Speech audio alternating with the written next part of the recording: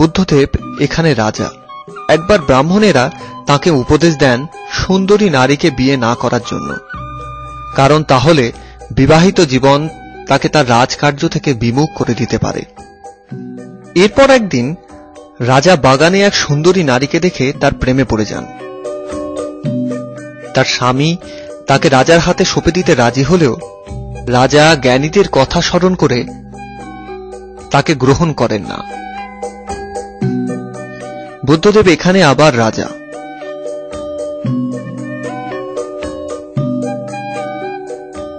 ছদ্মবেশী ইন্দ্রদেব এসছেন অন্ধ হয়ে। বুদ্ধদেব তাকে তার নিজের চোখ দুটো দিয়ে দেন।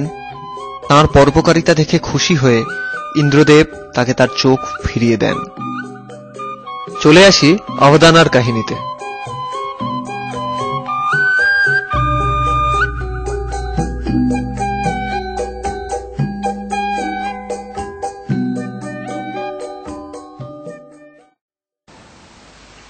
হিমালয়ের গভীর বনে শিকার করতে গিয়ে এক রাজা নদীর ধারে এক বিষণ্ণ কিন্নর যুগলকে দেখলেন। কাছে গেলে তিনি বুঝতে পারলেন তাঁরা আসলে অতীতের কোনো এক ঘটনা মনে করে কাঁদছিলেন। কৌতূহলী রাজা তাদেরকে তাদের মন খারাপের কারণ জিজ্ঞাসা করলেন। তারা জানালেন সাধারণত কিন্নররা বাঁচেন 1000 বছর, আর আজ থেকে প্রায় 697 বছর আগে এক মুষলধার বর্ষার রাতে চারিদিক যখন বন্যায় ডুবে যায়, তখন তারা এক নদীর 2 কূলে থাকতে বাধ্য হন। আর আজ এতদিন পরেও সেই রাতের কথা মনে করে তাদের মন বিষণ্ণ হয়ে আসছে। রাজা এই অদ্ভুত গল্প শুনে রাজ্যে ফিরে গেলেন আর রাজসভায় সবাইকে এই গল্প বললেন।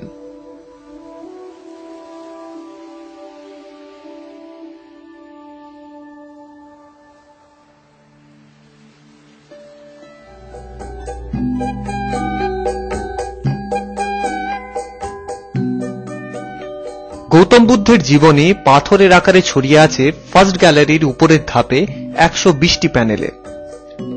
আর এই স্থাপত্যগুলো যে বৌদ্ধ ধর্মগ্রন্থকে অনুসরণ করে লেখা বা আঁকা, তার নাম ললিতা ভিস্তারা। আসুন আমি আপনাদেরকে প্রথমের কিছু অংশ পড়ে শোনাই।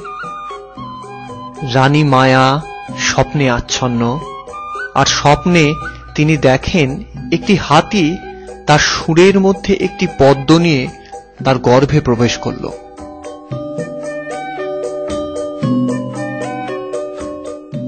বিচলিত রানী রাজার কাছে এর মানে জানতে চাইলেন।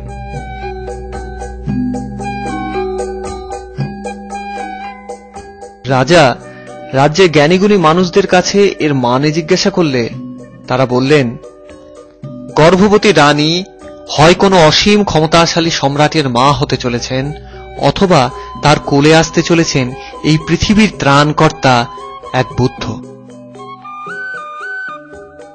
আনন্দে প্লাবিত রাজা ব্রাহ্মণদের প্রচুর উপহার দিচ্ছেন। ইন্দ্রদেব এবং অন্য দেবতারা রানীকে তাদের প্রাসাদে থাকার জন্য নিমন্ত্রণ করেন, যাতে কোনো দেবতারাই নিরাশ না হন। তাই বুদ্ধদেব সবার প্রাসাদে রানীর এক ভ্রম সৃষ্টি করেন। গর্ভবতী রানী ঐশ্বরিক ক্ষমতার অধিকারী হন। তার স্পর্শে পীড়িত মানুষ সুস্থ হয়ে যায়। রাজা গরিব দুঃখীদের খাদ্য দান করেন। অনেক দূর দূর থেকে প্রচুর প্রাণী মানুষ রাজা রানীর দর্শন করতে আসে। রানী রাজার কাছে লুম্বিনী উদ্যানে পুত্র সন্তান প্রসব করার ইচ্ছা প্রকাশ করেন। সেখানেই হাঁটতে হাঁটতে রানী এসে দাঁড়ালেন এক অলংকৃত বৃক্ষের নিচে। তখনই জন্ম নেন শাক্যমুনি। শিশু গৌতম বুদ্ধ চারিদিকে ঘুরে বেড়াচ্ছেন। যেখানেই তিনি মাটি স্পর্শ করছেন সেখানেই পদ্ম প্রস্ফুটিত হচ্ছে।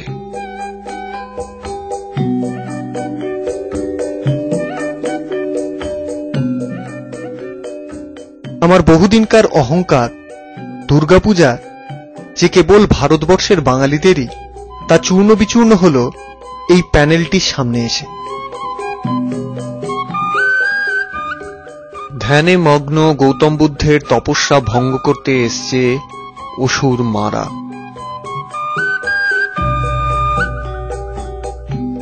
ভূমি স্পর্শ করে গৌতম বুদ্ধ মা ধরিত্রী স্থাভরার আহ্বান করলেন। মহিষাসুর মর্দিনী দেবী প্রকটিত হলেন আর বধ করলেন অসুরকে।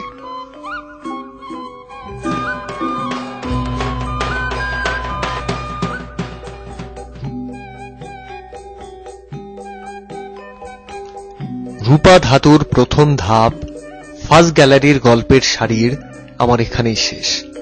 চলুন চলে যাই সেকেন্ড গ্যালারিতে।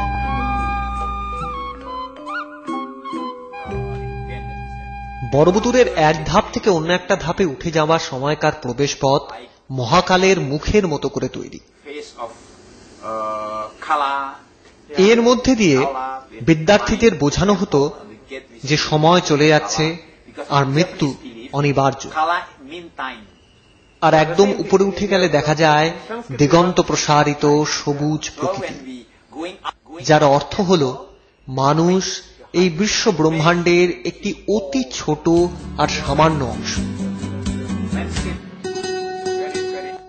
ফার্স্ট গ্যালারি থেকে সেকেন্ড গ্যালারিতে উঠে আসার পরই প্রথমে যেটা চোখে পড়ে সেটা হলো সারি সারি বৌদ্ধ মূর্তি। এদের বলে ধ্যানী বুদ্ধা। 5 ধরনের মুদ্রায় আসনে মগ্ন এই বৌদ্ধ মূর্তিগুলি বড়বুদুরের নিস্তব্ধ প্রহরী। বহুবার বহু রাজা এদেরকে নিয়ে গেছেন নিজের রাজসভা অলঙ্কৃত করার জন্য। বহুবার ভূমিকম্প মিলিয়ে মিশিয়ে দিতে চেয়েছে মানুষের এই অদ্ভুত সৃষ্টিকে, কিন্তু বাস্তব এটাই যে মানুষের হাজার বছরের ইতিহাসের এরাই অমর সাক্ষী। সেকেন্ড গ্যালারি এই স্থাপত্যগুলো যে ধর্মগ্রন্থটি থেকে এসছে তার নাম গান্ধব্যয়ুহা। এখানে কথার শুরু হচ্ছে বোধিসত্ত্ব মঞ্জুশ্রীর সভা থেকে। একবার মঞ্জুশ্রী যখন তার সভা শেষ করে প্রায় উঠে যাচ্ছিলেন, তখন সভার এক যুবক তাকে প্রশ্ন করলে, কোথায় পাওয়া যাবে সে জ্ঞান যে জ্ঞান মানুষকে বহুদিন ধরে বোঝার মতো চেপে থাকা ধারণাগুলো থেকে মুক্তি দেবে, যে জ্ঞানের বজ্রাঘাতে সত্যিকারের মুক্তি হবে মানুষের।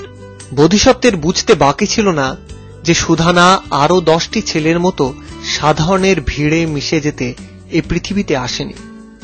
তিনি তাকে বললেন, এ জ্ঞান ছড়িয়ে আছে মানুষের মধ্যেই। আর সেখান থেকেই শুরু হলো সুধানার যাত্রা, জ্ঞানের সন্ধানের যাত্রা। এই যাত্রায় প্রথমে তার দেখা হয় কিছু সন্ন্যাসীর সাথে।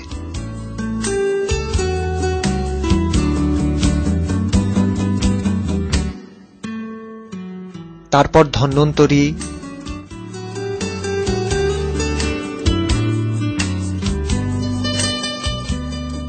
রাজা, মহাপুরুষ, রাজকন্যা, তার যাত্রা চলতেই থাকে।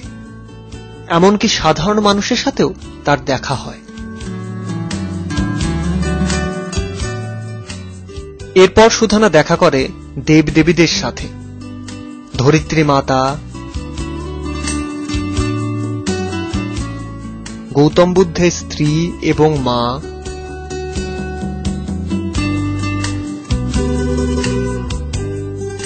আর তারপর 8টি রাতের দেবীর সাথে।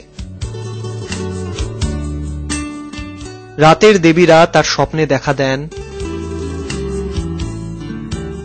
তাকে জানান যে এক মহাপুরুষ বোধিসত্ত্ব লাভ করেছেন, আর তাকে বলেন এই বার্তা সকলের মধ্যে ছড়িয়ে দেওয়ার জন্য।